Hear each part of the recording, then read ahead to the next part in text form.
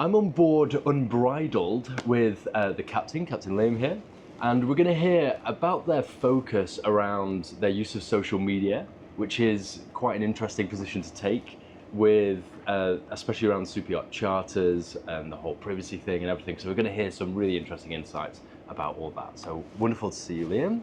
Pleasure to be here.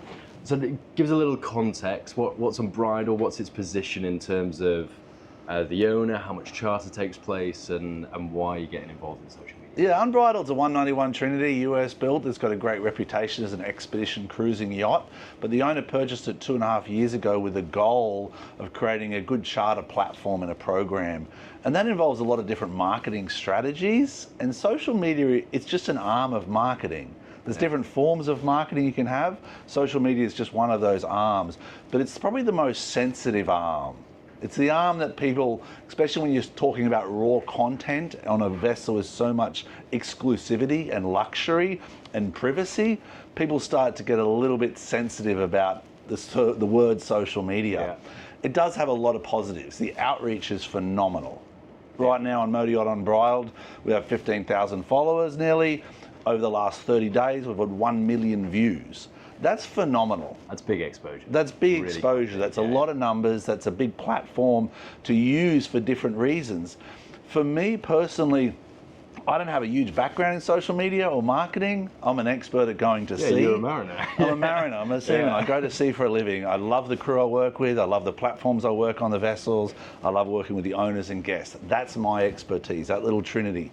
And I give them an experience. What social media has done for Motoryacht Unbridled, though, it's really shown the charter brokers the behind the scenes of what creates this machine of yachting, what creates these machines of boats to give these guests these experiences. And what do you think people value the most? Because I always think of social media as presenting, if it's done well, presenting a really authentic view.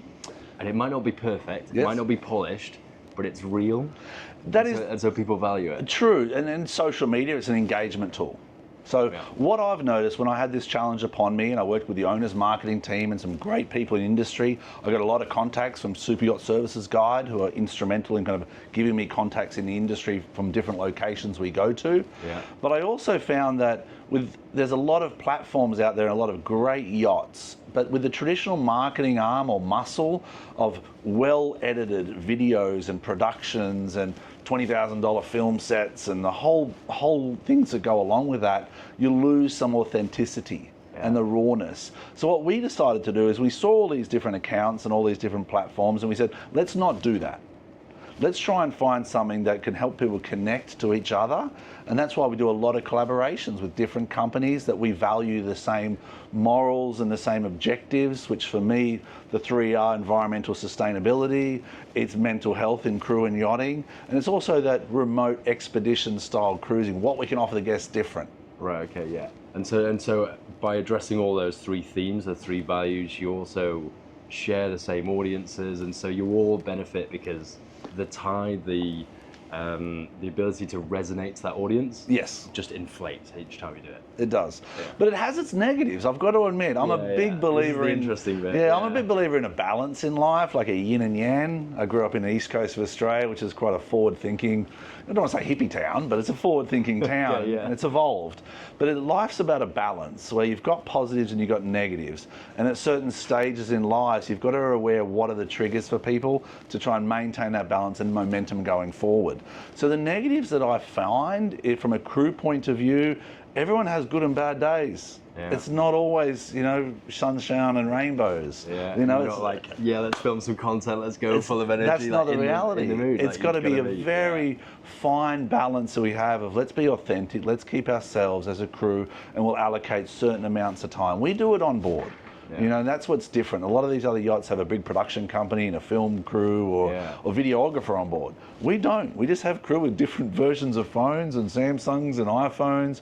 We learn about horizontal and vertical content, and then we put it into a platform we use, and then we kind of export it and use different platforms to put it up. But most of it's just us on a phone, letting it out there and telling people where we are, what we're doing, and tutorials are important. It's a give back to the industry. So from a production point of view, kind of learning as you go. Yes. But then how do you do things like how do you make sure crew members are happy with it, or if they need some privacy, how do you make sure that's addressed? That's one of the difficult ones with it. They say, and we don't hold them accountable for saying yes or no. Oh, right, okay. And so that's it's up to the crew. If they wake up and say, you know, not today, guys, or I'd rather not be a part of this at all. Yeah, it's I've done this for 24 years. What I've learned in my 24 years of yachting, particularly, is you'll always bring out the best and worst of things. The ocean is a very difficult environment to navigate. It's I always tell the crew, it's going to be emotional, you know. Yeah. So you've got to be your raw, authentic self, and you've got to have the courage and trust in each other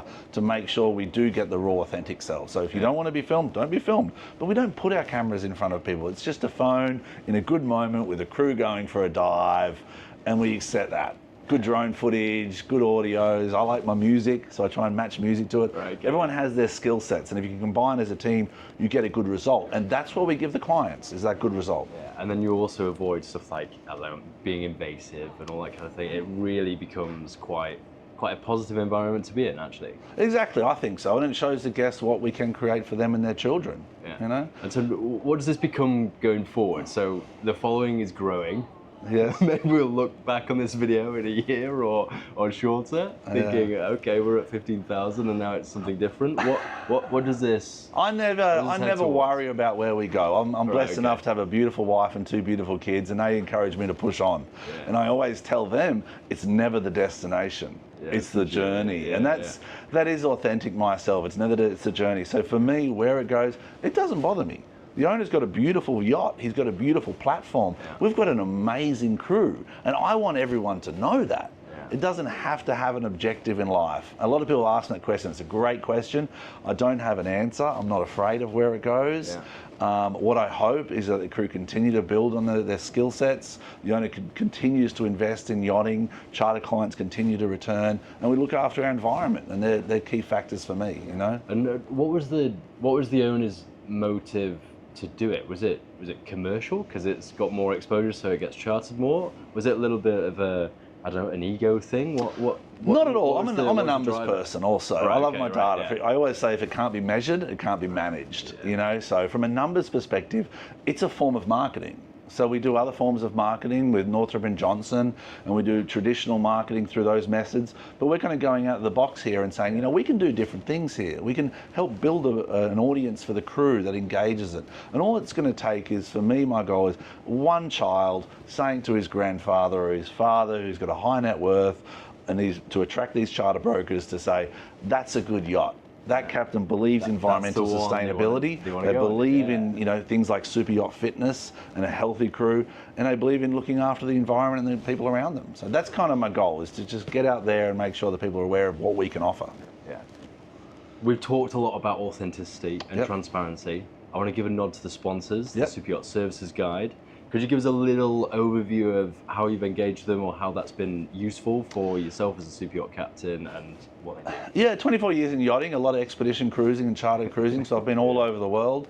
And I kind of call it my Bible, because the religious undertones are difficult to expose in this industry of different, you know, platforms, but that is my Bible. When I wake up and go to a different cruising region, like the Caribbean or the Mediterranean or the US East Coast, that's what I have on my bridge all the time. Right, yeah. Crew come to me. It's my immediate go-to. We are coming to Antigua. Here is the 20 pages of the vetted contractors and contacts and services in that area that are reliable, that have longevity. So that's why I use it. I kind of call it the Bible more than a Super Yacht Services Guide. You know what I mean? Yeah, it's a little bit more than a guide. It's more than a guide. And the other thing too is a lot of people, I've been to all these places. A lot of the crew haven't been to the places, so they'll waste a lot of time looking for resources online or marketplaces or Facebook or speaking to the dockhand. They go all around these pages and then they come back to the same one. Come to me and say, Cap, do you know a florist? I'm like, I don't have to know a florist. I can flick through this, or online, which is the platform I use a lot as well, so they can contact them. And you can trust it. They can trust it. But it's important that crew give their feedback and reviews, because that's how it expands the quality